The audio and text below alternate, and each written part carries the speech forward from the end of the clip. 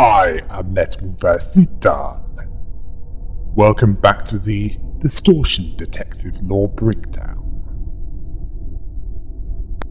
And yes, I know I was going for a film noir take on this, but hasn't really worked, has it?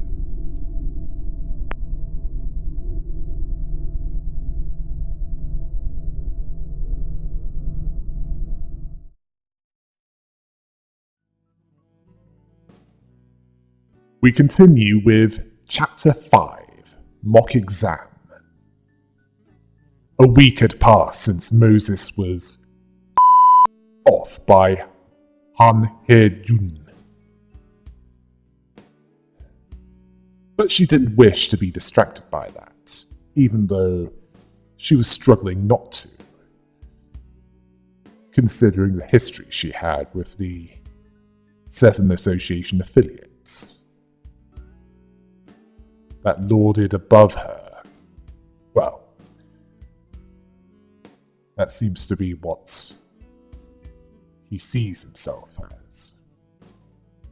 Then Ezra came in, cheerfully, with a request from a student in a high school, specifically a girl called Meryl.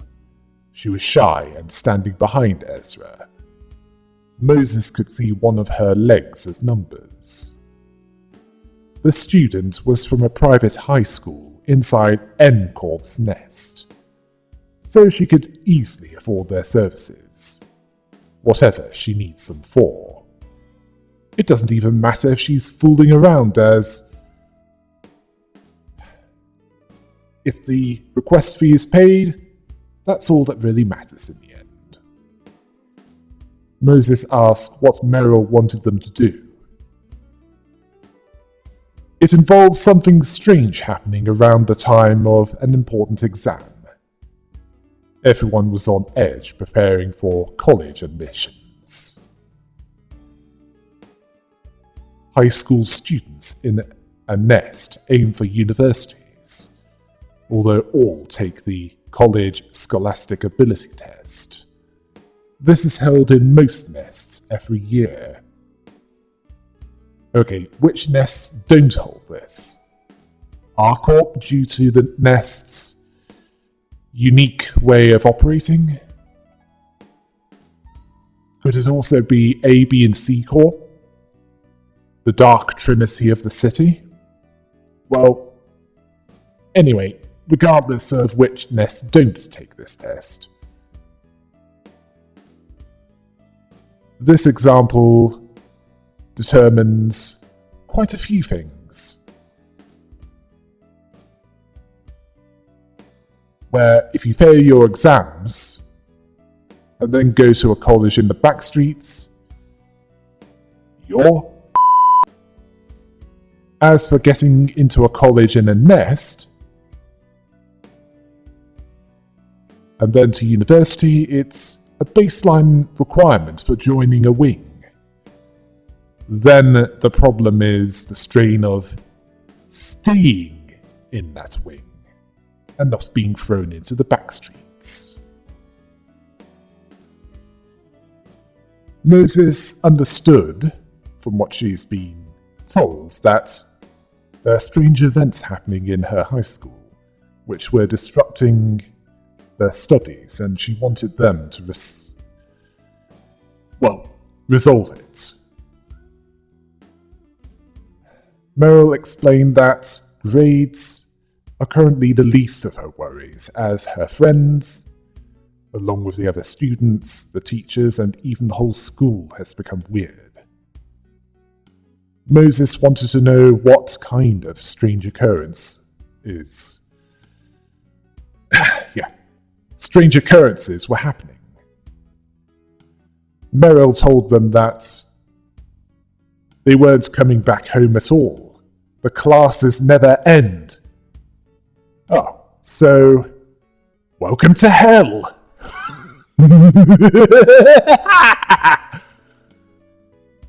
Meryl was the only one who could escape, due to her being in a classroom where she snapped out of it past midnight. Everyone else was absorbed in study, solving problems in workbooks with the teacher, watching them from the front of the class. Let's hope the teacher doesn't stretch their neck and eat those that don't. Ezra questioned why the parents weren't worried about the children not coming home. Meryl told her that it's Sunyung. Yeah, I butchered the pronunciation. It's an exam, that one previously mentioned, which is held in South Korea in reality, never mind in this grimdark world,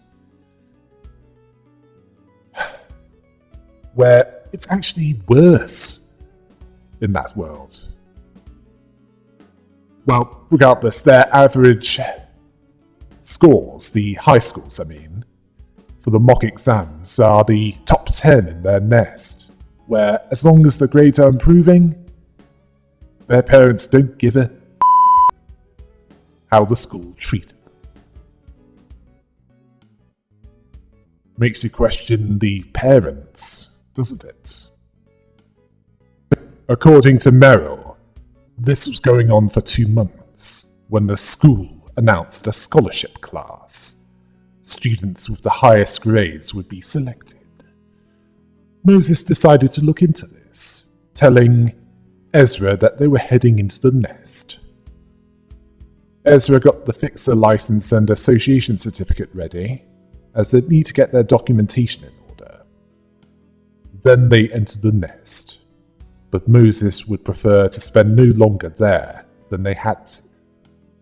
The buildings were pure white. Yeah, not sure why that is. Why the wing of District 14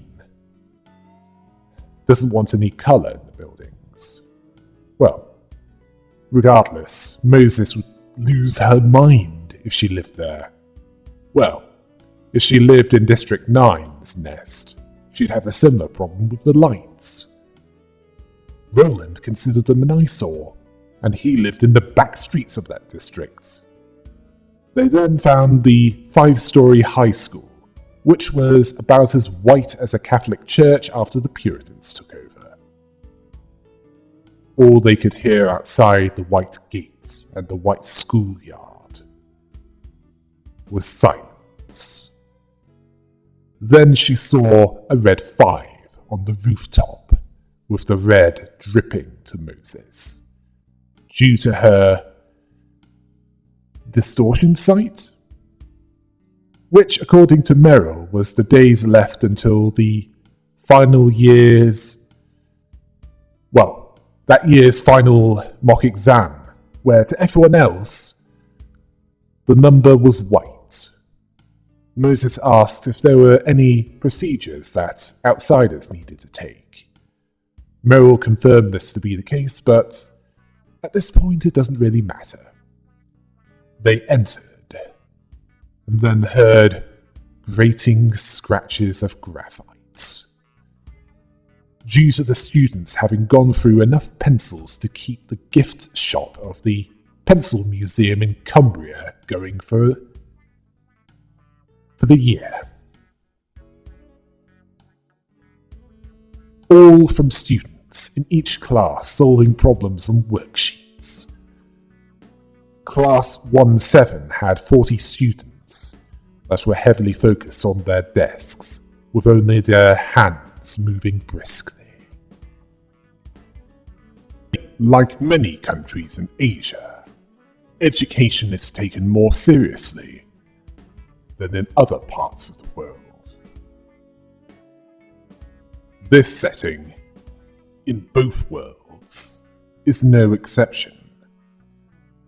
Except with education within the city, the stakes are far higher.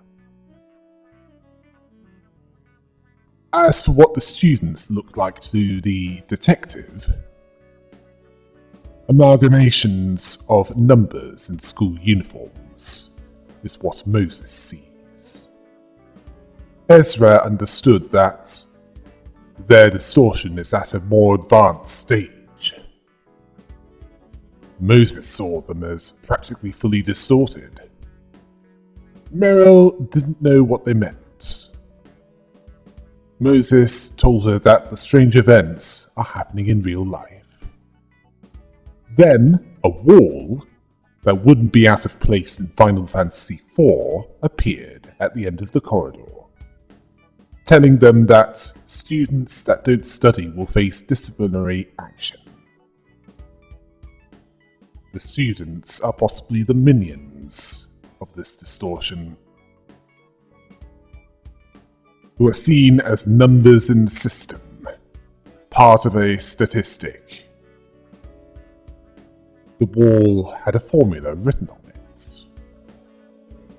Yes, a distortion made of mathematic problems, specifically calculus.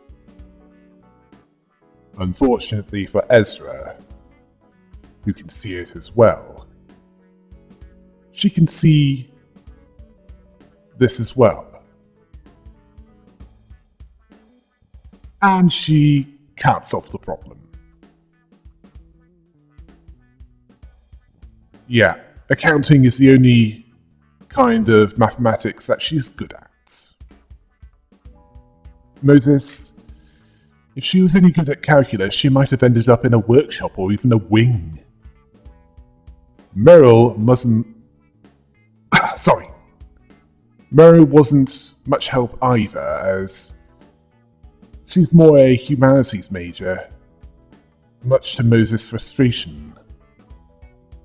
Although she put up with this, as she's the one keeping the lights on. Yeah. Humanities being a study of human society and culture, past and present, which wasn't much good in their current situation, especially with a society that's up. Well, enough to let this happen for 2 months! They were trapped in a dead end. They needed to break through. And Moses was forced to at least try to solve the calculus problem. She got it wrong. Well, she can't say she didn't try. But this resulted in the wall pressing against them, as it told them that they are to attend supplementary classes. Although before that, she thought about getting a smarter assistant next time. Yeah, clearly Ezra was hired for her combat proficiency. When she regained consciousness, she was sitting in a desk wearing a school uniform. Okay, that's humiliating enough by itself. Clearly this distortion can't tell that Moses is not one of the students. She questioned how much time had passed. There was a red number 30 at the center of the class. The last one was 5. She questioned if this distortion could rewind the flow of time. She then had her head slammed right into the desk and was ordered to solve the problems on the worksheet by the oppressive voice behind her. Examples included Problem 17, which had something to do with blending humans to generate energy. Okay. Is this something to do with we can change anything that's abnormality from what used to be Elcor? Then we have Problem 23, involving a student wanting to be an artist for a wing that didn't need artists, asking how many dreams they needed to kill. As for Problem 45, that involved cubes made from small humans, eyeballs squeezed for hexagons, O's, the outer center of the left eye, and how many right eyes needed to make a cube with side lengths of 4 meters long. Yeah, it makes no sense whatsoever. The problems were as distorted as the school, Meaningless problems that were solved with no significance. Ezra was also in school uniform, with no idea what the problem said. The number was now 17. It turned out that it wasn't in days, it was in minutes. Moses told her to wait until the exam started. Also to write random things on the worksheet for now. The voice told them that they had 10 minutes until the mock exam started. They had to solve as many problems as possible. Those problems they did solve would be their weapons. Then the number reached 0, and the bell rang, and the voice told them to commence the mock exam. Stating this as if nothing was wrong. Then the school crumbled to dust. The students were on a white plane, with a tall staircase and a trophy on top of it. Yes, this was an exam. Within a distortion that took place within a building, which appeared to have its own pocket dimension inside it. Ezra was asking if this was a distortion as well. Moses didn't believe what she was seeing. A massive world within the school created with the coinciding interests and desires of a large group of people. In this case, to achieve the best grades as possible, she would need to update her info on the distortion phenomenon. If Moses entered the library at the late stage and she was killed, by that point the library would gain quite a bit of knowledge on this subject. Ezra snapped her out of it and told her to run. This mass distortion involved the school and every student in it, all running towards the staircase, trying to climb it, some even being violent towards any student ahead of them, some pushing students behind them back. In other words, model citizens of the city. Assassinate superiors to get higher in rank, and eliminate any below you that might do the same. Adding, subtracting, multiplying, dividing, decimal points, all pouring from their bodies. This makes Battle Royale seem like civil discourse, as at least that had more space in it. All were numbers, and not in the RPG way. Numerical violence occurred where they added to themselves and divided others.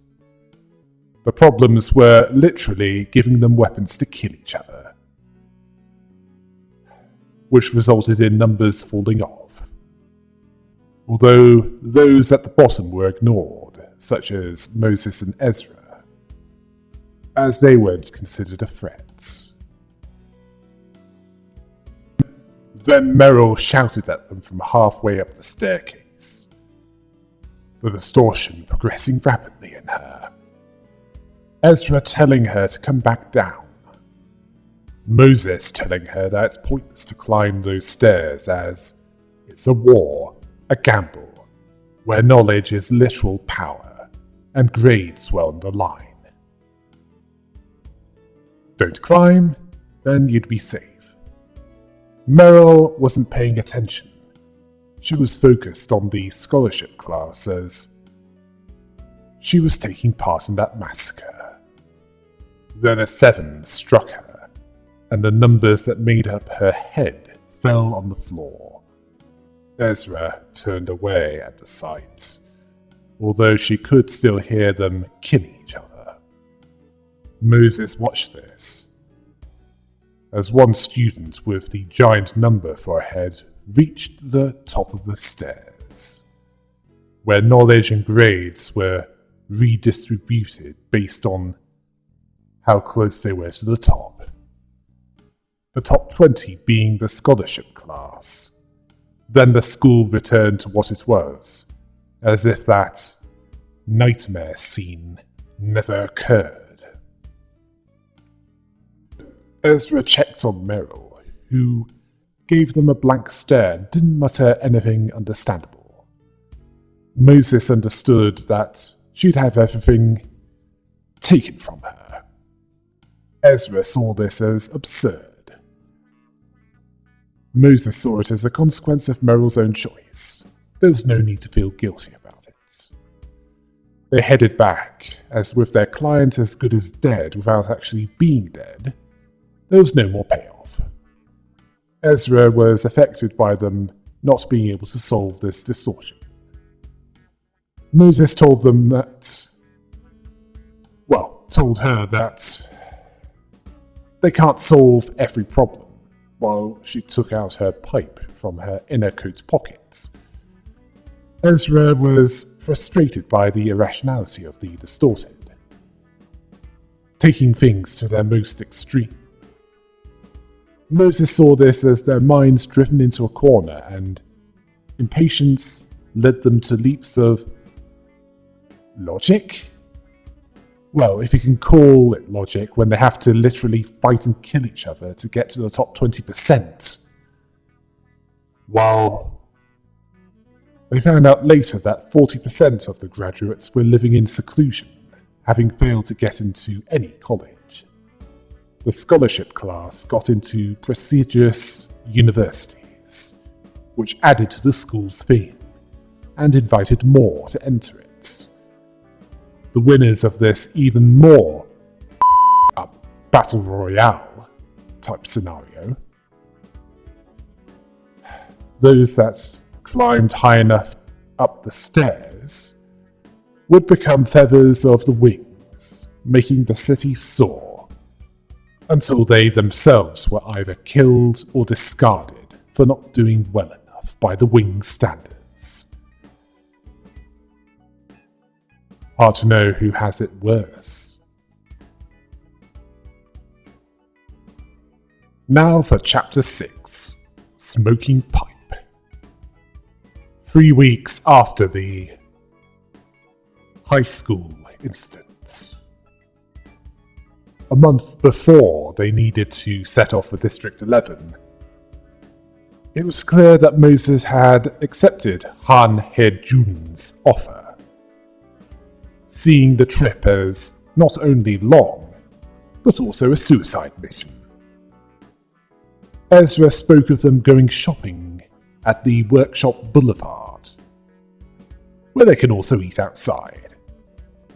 Moses was mildly annoyed by this, as this wasn't a leisure trip.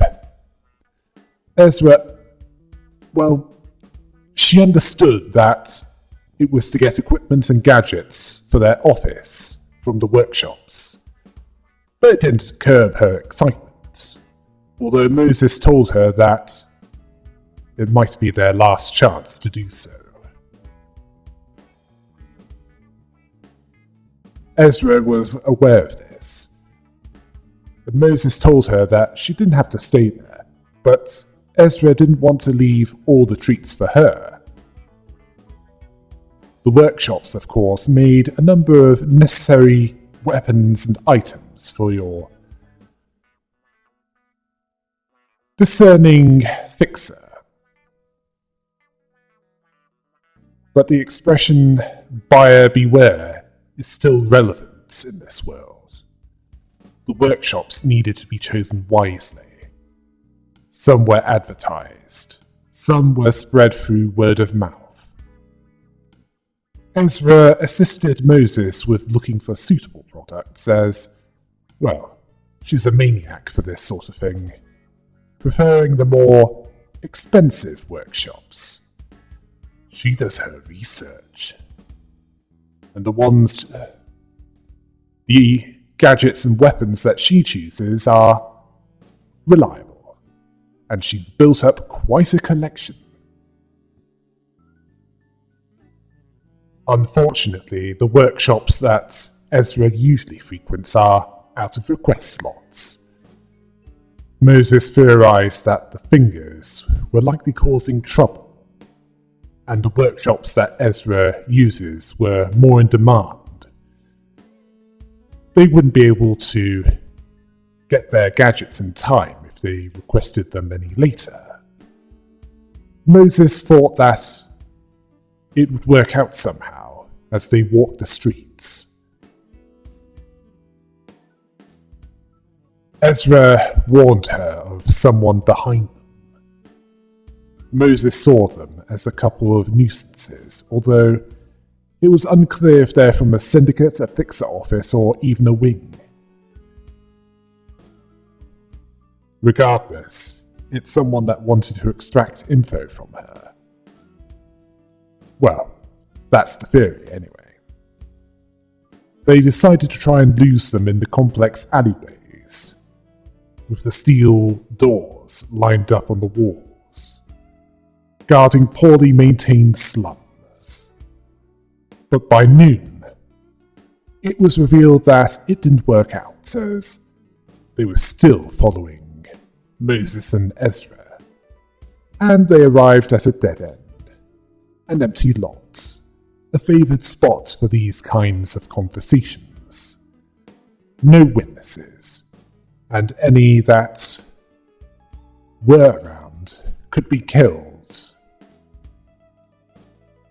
And the sweepers would have eaten them up later. Well, if the rats or any other organ harvesting syndicates didn't do so first.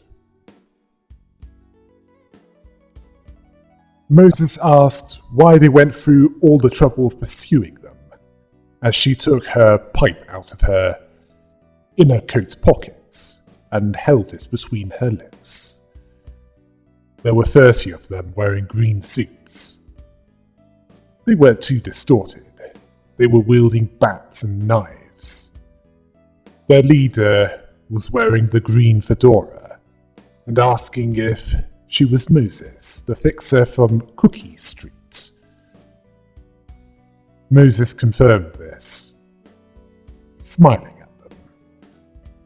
Apparently, the fedora-clad individual wanted to purchase her long smoking pipe. Well, it's certainly no ordinary pipe, considering what it's demonstrated so far. Moses didn't expect someone to already have intel on her pipe. Ezra asked how much. The green-clad, fedora-wearing individual offered 100 million Ezra sounded insulted, as it was worth at least 500 million. She didn't think it was a good deal, asking the detective this. Besides, according to Moses, the pipe was a part of her. This resulted in the fedora-clad one blending into the group, disappointed that they couldn't make a graceful trade, implying that they were going to take it from her by force. Moses asked if Ezra can handle them all on her own. Ezra confirmed this as she brought out her dimensional bag and made the command to give her the street combat loadouts. Yeah. Anyone expecting her to do a stupid pose as she's saying this command? Yeah. Those of you imagining some kind of anime transformation during this, please stop. She had her Alas Workshop gloves equipped, and then she had the Nesta hammer fly into her hand. Then the 30 syndicate thugs charge at them all at once. Yeah. Ezra was clearly aware of the 300 Spartans of Thermopylae, knowing that narrow passages can eliminate the the advantage of superior numbers.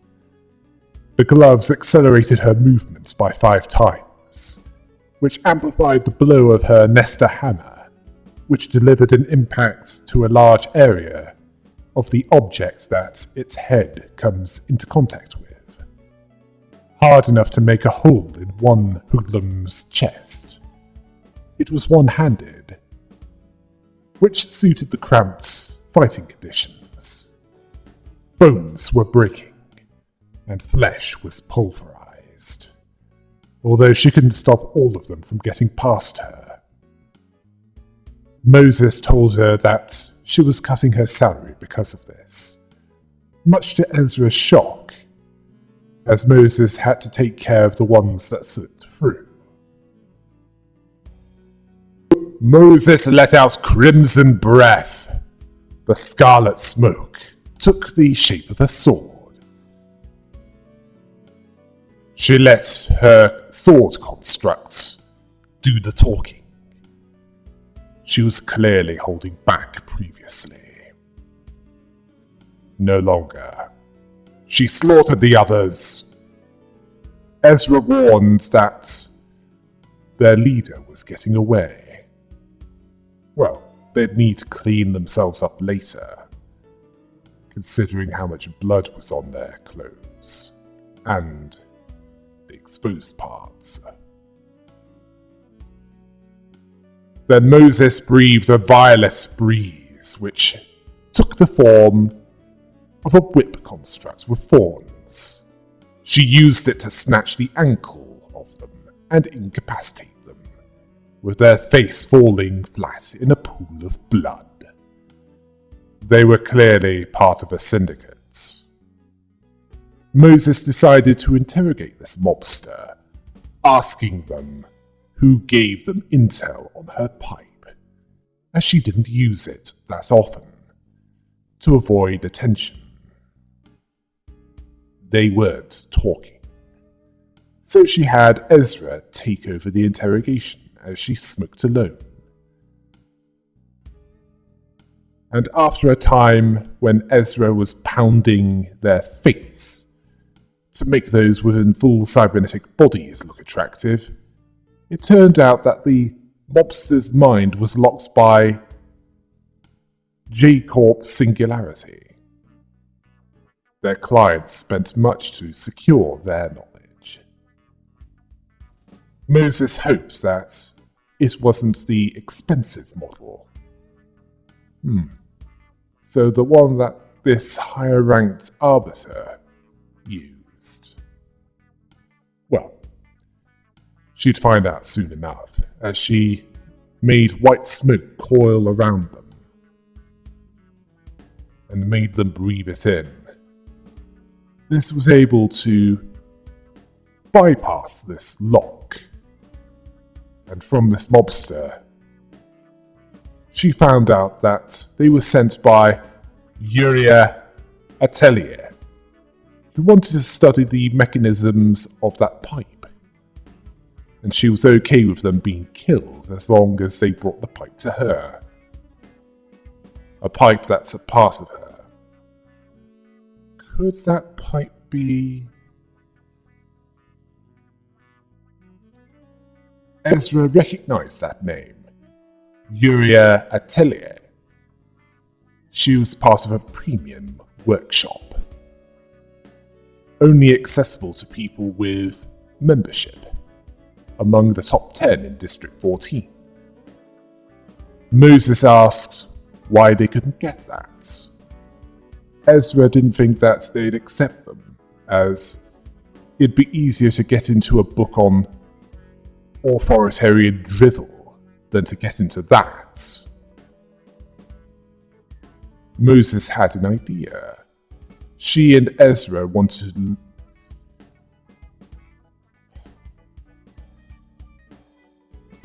a number of things. They wanted to learn how the pipe worked, and if what's needed to have that, along with workshop membership, or at least YuRia Atelier's cooperation with providing them with the gear that they needed. And according to Ezra, YuRia Atelier has the skills Moses is willing to deal with this workshop, and asked Ezra to take her there to greet the one who had a hit on them. Yes, this was a hit on them, as in an assassination attempt. So they took the surviving thug with them as insurance. Yeah, they're probably wishing that they died along with the others.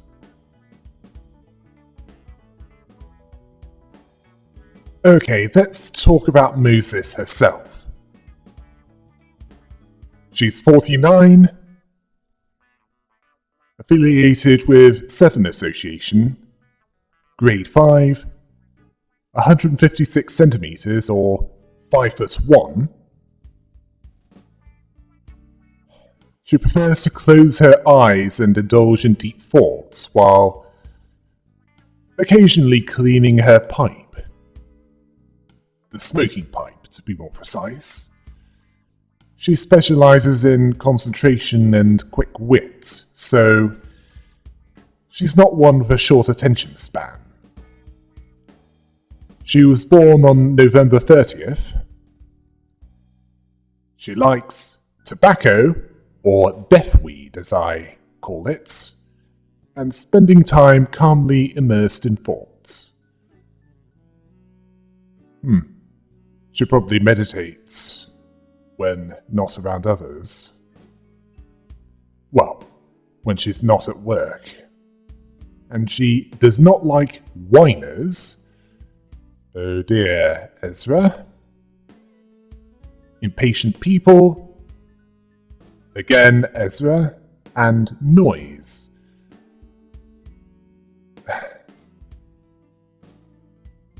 Was Moses desperate when she was looking for an assistant?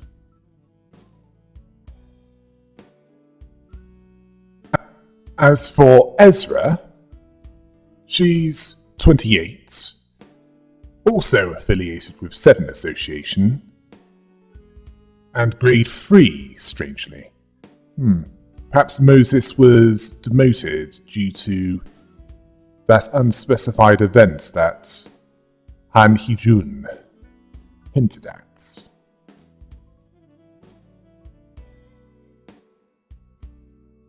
Yeah, technically, Ezra should outrank Moses.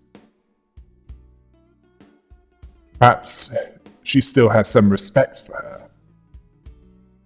She's 187 centimeters, or 6'2", so she's taller than Moses.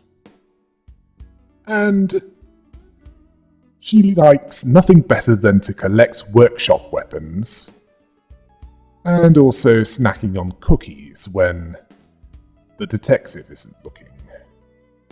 Well, she has an active enough lifestyle to cancel that out. And what she's good at is request fee negotiations, along with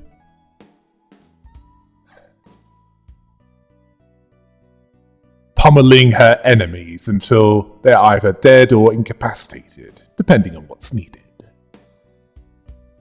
She was born on January 27th, and what she likes are expensive and powerful weapons. Well, considering her profession, who wouldn't?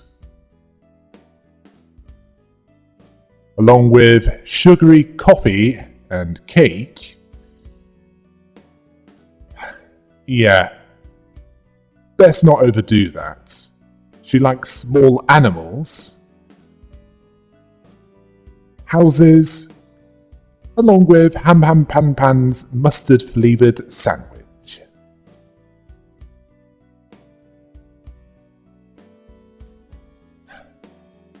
Although she doesn't like Moses thinking too hard, where she'd rather that she get on with it. She's also allergic to flowers, so those are best avoided around her. Now for Chapter 7. YuRia Atelier. Previously, on the Distortion Detective, Moses and Ezra were going shopping for gear and weapons, but the usual suppliers were out of slots. Then they were followed by a syndicate who wanted Moses' pipe, and were willing to kill her for it. Both she and Ezra slaughtered all but the fedora-wearing leader, and found out from them that they were hired to get her pipe. Yeah, to get her pipe for YuRia Atelier, one of the best workshops in District 14. So they decided to go to her to try a more diplomatic solution to both their problems, bringing the fedora mobster just to make sure. Speaking of which, Ezra was carrying this mobster on her shoulder, excited to visit the workshop that it'd be easier to get into the source of the prescripts that the Index used than to get into that. The mobster was going to brown alert at this point, and not because their face was smashed in. They were begging Moses and Ezra to kill them, due to the fear of them being used as a test subject. Yeah, at least this workshop, perhaps others, use live test subjects. Likely those that try to steal from them, get on their bad side due to debts, or are just those without a home and wouldn't be missed.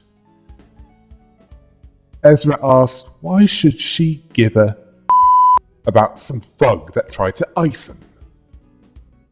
The mobster implied that death was a mercy compared to being brought alive to that sick. Yeah. Moses saw this as a reason to take him to her alive, while smoking from her pipe. Ooh, now that is cold. They got to YuRia Atelier, which was a 3-meter tall building at the center of the street. Ezra commenting on how small it is. It was identifiable with a sign, along with instruction to knock only if they're part of the membership. Ezra mentioned that it's run by one person, Moses assuming that they only make small quantities of gear. Ezra denied this as they value quality and quantity. This was suspicious to Moses, but regardless, she asked how they got in. Although she knew better than to order Ezra to break through the door, as outward appearance can be deceptive, like many things in that city, as for all they knew. It could have a security device built into it that turns anyone brave, or indeed idiotic enough to try and break it down, into goo. So she took the safer method. She asked Fedora how to get in. They asked that you have to have membership, which they have, as their syndicate took on the job to get it. Ezra thought about this. Moses asked how they met YuRia, and Ezra told the detective that YuRia Atelier chooses its own clients, sending membership invitations to potential patrons. They didn't get one.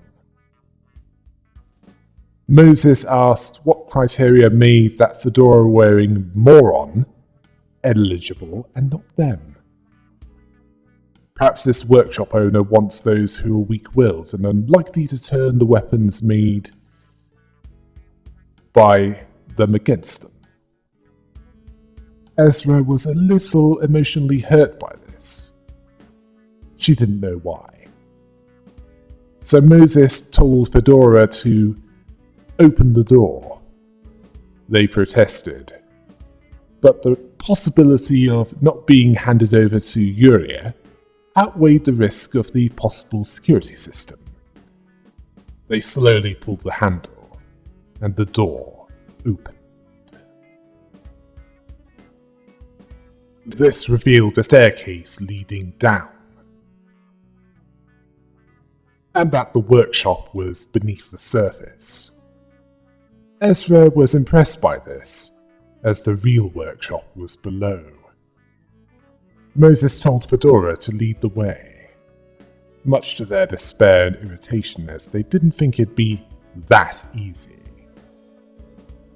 They walked downstairs, feeling tremors from below. This told Moses that something was approaching them. Ezra alerted them to the presence of a giant teddy bear? Ezra was overcome by the cuteness, so Moses had to snap her out of it, as what it was about to do wouldn't be very cute. As the giant teddy bear cut Fedora in half with its paw, Ezra put on her Namir Workshop gauntlets, engaging in Spicy Fists mode. She hit hard with her gauntlets. Her augmentations were also both expensive and unusual.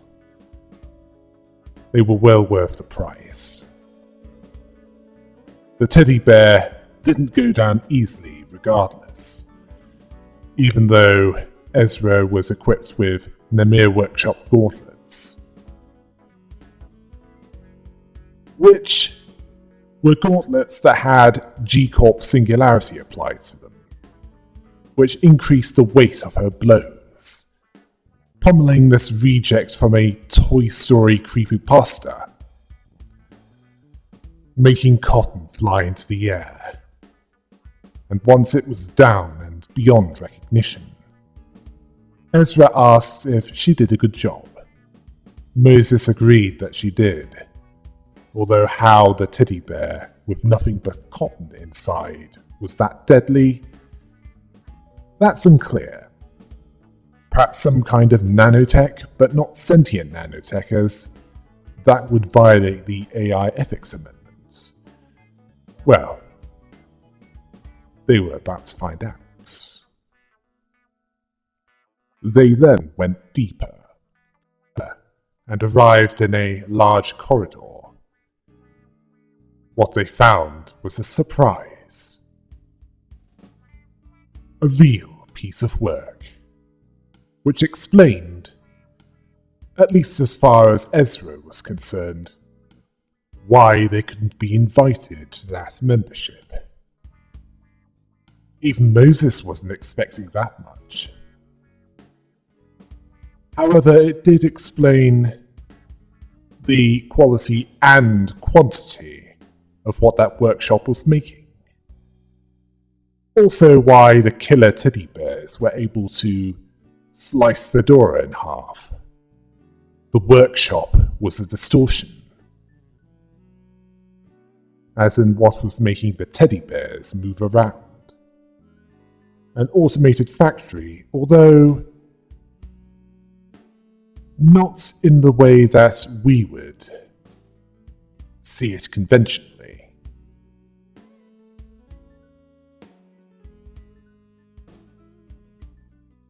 The owner of the workshop, or at least the one running it, was avoiding them, as they likely knew what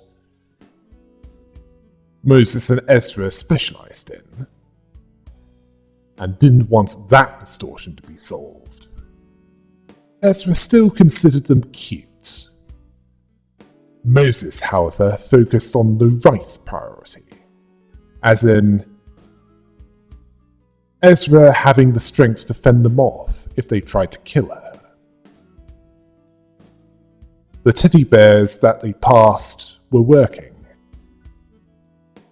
yet they chose to ignore the two that had walked in uninvited.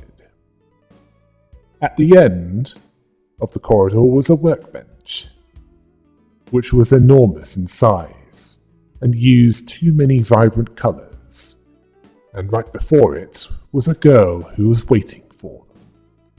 This was YuRia Atelier.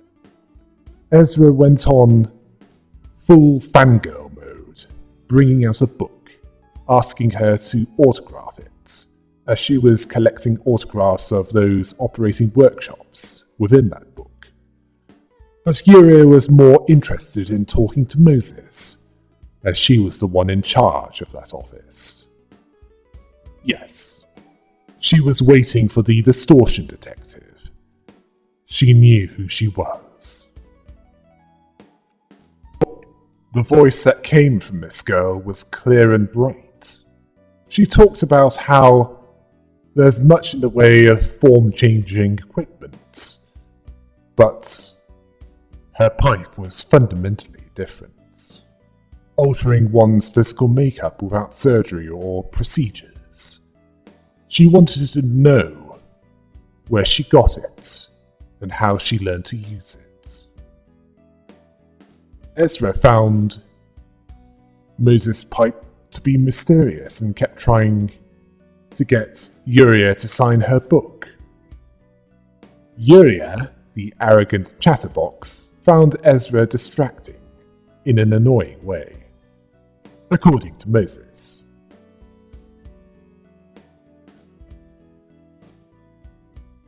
YuRia asked if Moses knows of the red mist. Moses has, even meeting her a couple of times.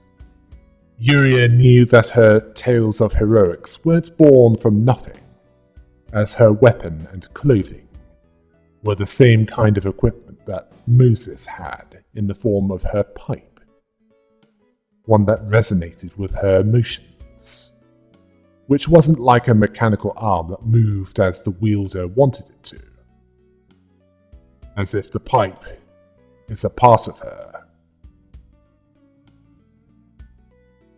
Yeah. For YuRia, this wasn't about the money. It was to gather info from the area around her. But then, she wanted to attract Moses' attention, which was why she hired that syndicate to get their attention, as she was recording the fight with that syndicate. This was shocking to Ezra, as this was bold and potentially risky to YuRia. Moses was similarly shocked, although she was more controlled with how she reacted towards YuRia breaking the taboo of District 14, which was recording video footage. Yeah, that's quite severe for that district, and it's implied that the penalties are quite severe. YuRia didn't give a about that. It's only illegal if she gets caught doing that. Focusing instead on Moses' graceful maneuvers, the elegant smoke. Yes, she was right about looking for Moses. And Moses asked if she knew how her pipe worked. YuRia didn't, but she wanted to find out by studying it, wanting to work with Moses, and Moses admitted to herself that she wanted to learn more as well. It's why she was there. Moses asked how she's going to try and study it. YuRia replied by looking into her mind. She needs to know her, this will take time, asking if she's willing to show what's within her. Ezra had her misgivings. YuRia disregarded this, asking if she's going to trust her, no matter what. Moses agreed to this, ignoring Ezra's protestations. YuRia whispered to her that she'd be her assistant, to watch her up close, making gear and equipment just for her, to help her, or to open her heart to her. This reminded Moses of someone that was like YuRia, which was tied to unpleasant memories of the past, but to understand her weapon, which sounds like it's an EGO, considering that it's compared to the mimicry prototype and the coat of the red mist, but has some utility functions and isn't a force of destruction like the mimicry prototype was. Well, regardless, Moses saw it as a lifeline for her, with no way out. She had to hold on to it, which was basically the only opportunities that came to her. Moses then told Ezra that they were going back to the office with YuRia, much to the shock of Ezra, which resulted in Ezra taking a moment to follow them. They remodeled the storage room of their office into YuRia's personal space, where the arrangement was she made equipment and they took her with them when they go to solve cases. Ezra was questioning why Detective didn't solve the distortion of the teddy bear factory. Or rather, the factory operated by teddy bears that made equipment.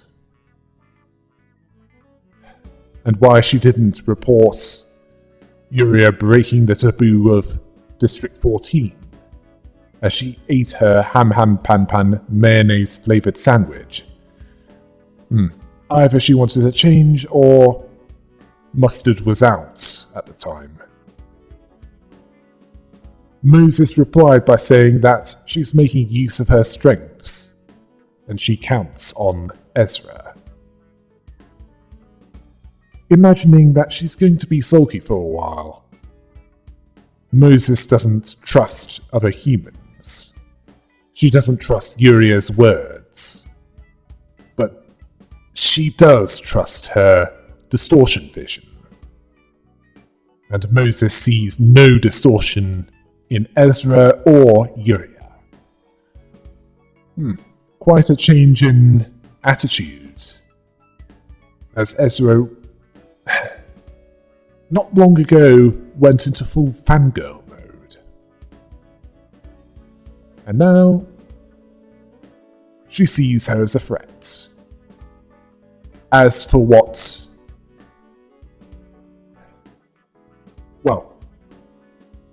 is known about YuRia, besides what we've covered so far, YuRia is 21, no known affiliation with anyone before Moses' office, but is likely affiliated with Tres Association as their specialization is workshops. She's a self-proclaimed maester, 172 centimeters or 5'7", and her off-hour activities include having tea parties with her teddy bears. Apparently this was for brainstorming sessions for weapon ideas. She specializes at crafting quality equipment at high speed. She was born July 15th. What she likes are teddy bears, bitter brewed coffee, and collecting unique adhesive plasters, or band-aids. Well, that would certainly fit with what we know so far. As for what she dislikes, anything that gets in her way, cherry cupcakes, and coffee with syrup or sugar. Well, I can see there's going to be some conflict between her and Ezra.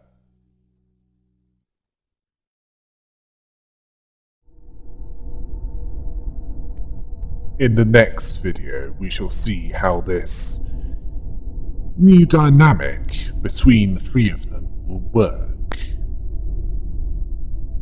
Until next time.